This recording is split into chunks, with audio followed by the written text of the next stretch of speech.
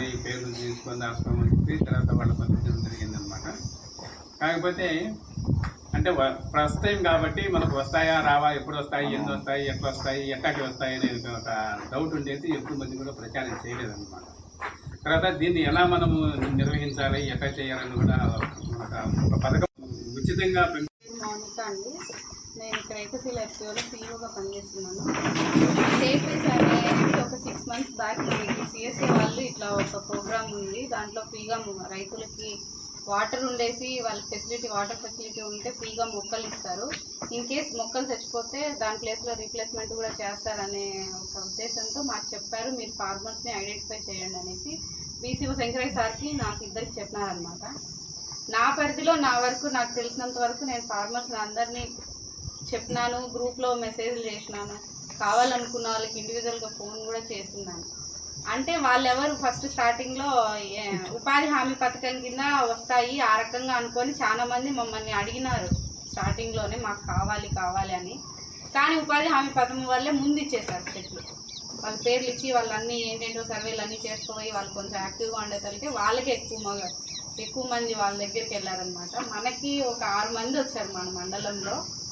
వాళ్ళని రెగ్యులర్గా మనం ఫాలోఅప్ చేసుకుంటా వాళ్ళకి కావాలి వాళ్ళతో గుంతలు తీపియడము, వాళ్ళ భూమి అంతా సర్వే చేయడము, నీళ్ళు ఉన్నాయా లేదా, ఫెసిలిటీస్ అన్నీ చూసుకున్న తర్వాత సారు వాళ్ళకి చెప్తే సారు వాళ్ళు మనకి మొక్కలు పంపించారనమాట. మెయిన్గా ఫస్ట్ స్టార్టింగ్లో మాకు కూడా నమ్మకం లేదు వస్తాయా రావా అనేసి ఈ మొక్కలు. కానీ ఈ మొక్కలు వచ్చాక ఫార్మర్స్ ఇప్పుడు చాలా మంది, నేను మళ్ళీ గ్రూప్లో ఇట్లా చెట్లు వచ్చినాయి అని గ్రూప్లో పోస్ట్ చేయగానే దగ్గర 10 మంది కాల్ చేశారు, మాకు కావాలి అనేసి. నెక్స్ట్ టైం వచ్చినప్పుడు అందరికీ తప్పకుండా కావాల్సిన వాళ్ళందరికీ ఖచ్చితంగా ఇవ్వాలనేసే మేము సిఎస్ఏ మరియు సేట్రీస్ వాళ్ళకి మళ్ళీ చెప్పాలనుకుంటాం.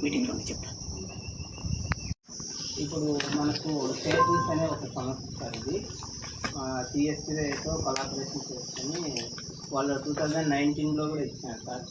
వేముల, వేంపల్లి, ఇక కోర్టు డివిజన్ ఇక్కడంతా కూడా ఇచ్చినారు సార్. అవన్నీ కూడా ఇప్పుడు బాగా రైతులు పెంచుకొని వాటి నుంచి ఆదాయాన్ని పొందుతున్నారు.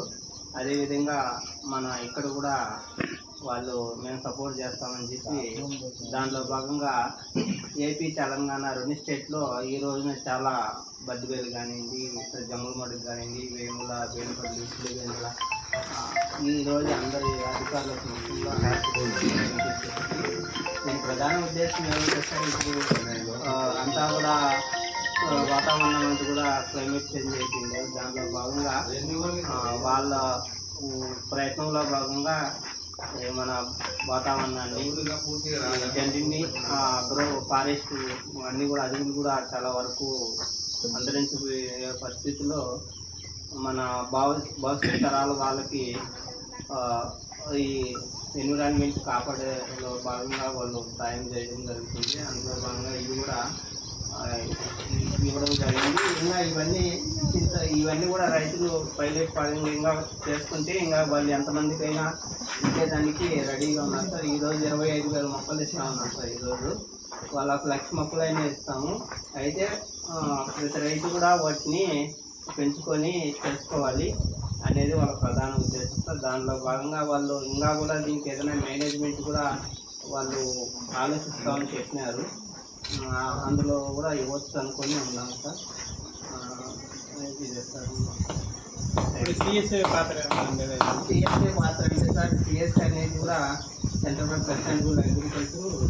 ఇది మనకు వాళ్ళు రైతులకు కూడా మన కరోనా టైంలో వాళ్ళకు సీడ్స్ కానివ్వండి, స్మాల్ టూల్స్ కానివ్వండి, కొన్ని ఐరన్స్ పెట్టడం జరిగింది, సీడ్ బ్యాంక్స్, చాలా వాళ్ళకు సహజ ఆహారము, మార్కెటింగ్, ఇవన్నీ కూడా చాలా రకాల యాక్టివిటీస్ చేస్తాము సార్.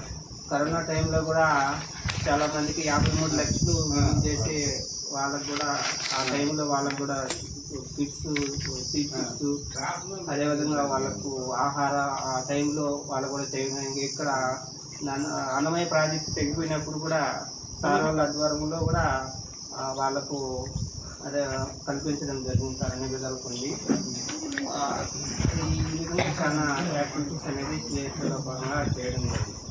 దీంట్లో పాత్ర ఏంటంటే దీంట్లో పాత్ర అంటే మనం ఇంకా టెక్నికల్ సపోర్టు రైతులకు ఈ ఆర్గానిక్ ఏమేమి చేయాలి, ఏమన్నా వాటిలో మోడల్స్ రైతుకు కంటిన్యూగా ఎటువంటి డౌట్స్ వచ్చినా కానీ వాళ్ళ సపోర్ట్ చేసేదానికి ఉన్నారు సార్. రైతుకు ఎటువంటి సమస్యలు వచ్చినా కానీ మార్కెటింగ్ కానీ ఈ పెంచుకునే విధానంలో కానీ ఇవన్నీ కూడా వాళ్ళకు ఎప్పుడైనా కానీ అందుబాటులో ఉండి అందరి సహకారంతో వీటిని చేసేదానికి ఉంది. అంటే ఈ చెట్ల ఒక ప్రాముఖ్యత మనకు ఎట్లా మనకు రైతుకి ఏ విధంగా మనకు ఉపయోగపడుతుంది?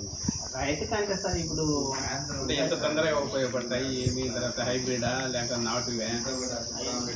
అన్ని సారు పిఓ అగ్రికల్చర్ పిఓ వస్తా ఉన్నారు సార్. దానివల్ల సార్ వాళ్ళు బిజీ వాళ్ళు స్టార్ట్ చేస్తున్నాము. వాళ్ళు వచ్చిన తర్వాత అగ్రికల్చర్ అంతా ఉన్నారు సార్ మన సంస్థలో.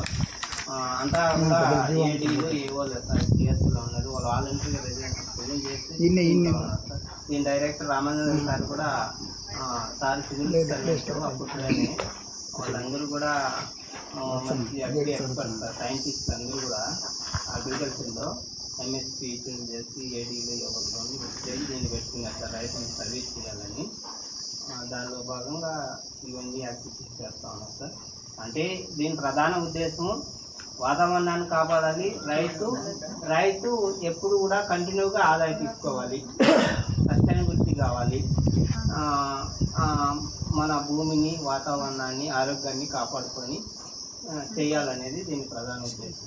శంకరయ్య సార్, ఇది వచ్చేసి మనకు వచ్చేసి ఆర్గానిక్ చేసే వాళ్ళగా కెమికల్ వాళ్ళకి కూడా చెట్లు ఇచ్చేది? ఈ ప్రధాన ఉద్దేశం ఆర్గానిక్లే తీసుకోవడం. ఇప్పుడు అన్ని గవర్నమెంట్, సెంట్రల్ గవర్నమెంట్ కానీ స్టేట్ గవర్నమెంట్ కానీ అందరూ కూడా ఈ భూమి దెబ్బతినిపోయింది, వాతావరణం దెబ్బతినిపోయింది, వీటంటిని కూడా ఇప్పుడు పొలం పిలుస్తుంది కానీ గ్యాప్ అనేటివి కూడా గవర్నమెంట్ ద్వారా చేస్తూ ఉన్నారు యాక్టివిటీస్. మన స్టేట్ గవర్నమెంట్ కూడా ఉద్దేశం ఏముందంటే వీటిని తగ్గించాలి, పూర్తిగా కన్వర్ట్ అయ్యి మనం తీసుకుంటే. అంటే ఆర్గానిక్ చేసే రైతులకి ఇస్తున్నారా, మొత్తం కెమికల్ చేసే రైతులు కూడా?